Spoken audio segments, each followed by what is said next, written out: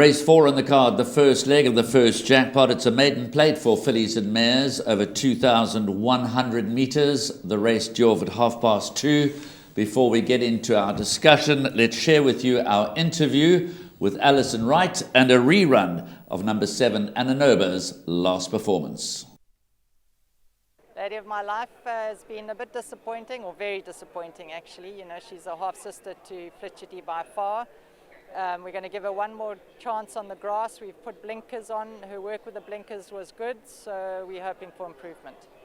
She's a lovely big filly, another one that doesn't do her best at home, but come race day she's run well. Also hoping that there's not soft going for her, but you know, there's two horses there, I think MJ Odendal and Lazan's horses that have got good form, so expecting her to be right there.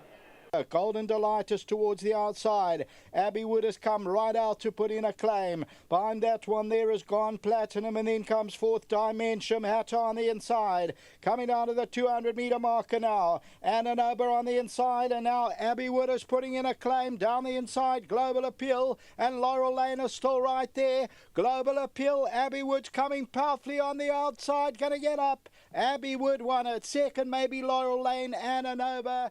And behind that, Global Appeal. Welcome back. Well, Ananoba's done enough, certainly in her first two starts. Interesting, she made a debut over 1,400 metres. The next start was over 1,600 metres. She finished off both of those races very well.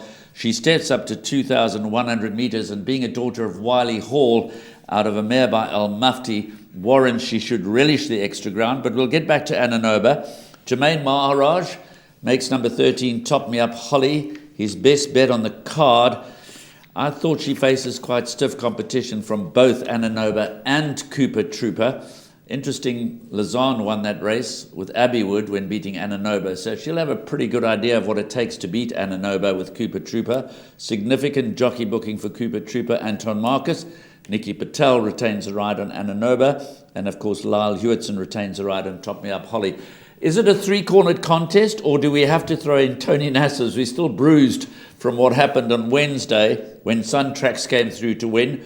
I'll throw it over to you now to sum up the race, but just to highlight that number 11, Gypsy Magic, who's got healthy respect in the market at 6-1, her best two efforts have both been in KwaZulu-Natal.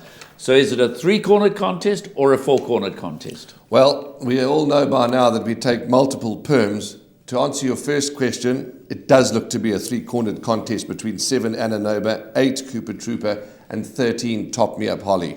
For those that have got limited budgets, like the most of us, myself included, I'm going with those three. But in my second perm, I'm putting in only two other horses, Graham. 5 Miss Emblem, who comes up as one of my horses to watch out for. Had a handful of runs for Carl Hewitson. In the province, Luke Ferraris rides, and those last couple of efforts haven't been the worst. I think she could lurk into a place. And if she had to win, well, obviously it would help boost the pick 6, but I give her more of a place chance than a winning one. And number 11, Gypsy Magic. Tony Nassif, been around horses his whole life, knows what it's like to get horses to win. Doesn't matter the price. They're fit, they're firing, and they're ready to do their best. So in the one perm, just the 3. In the other perm, I'm going to put the 5 horses. My narrow first choice, 13, Top Me Up Holly. My narrow first choice is number 8, Cooper Trooper, but healthy respect for Ananoba and Top Me Up Holly. I'm just going to include the 4 horses. I'm not going to make the mistake of leaving out Tony Nassif silly. One other I'd like to mention, just for quartet purposes, please not do. for pick 6 purposes, is number 9, Noble Nova, 3-year-old daughter of Noble Tune. Richard Faree takes the ride for the Nati Cotton stable. Last couple of runs, she's done enough to suggest that in this type of race she could get back into the back end of quartets. And then perhaps the same comment applies to number 3, Papillion. We're waiting for her to come to hand. And of course, she's the full sister to a Gold Cup winner. But I think the outcome rests between Ananoba, Cooper Trooper, Top Me Up Holly. You might not want to leave out Tony Nassif's runner, number 11, Gypsy Magic. As a matter of interest, they're betting 22-10 Cooper Trooper. I thought actually Top Me Up Holly would be favourite.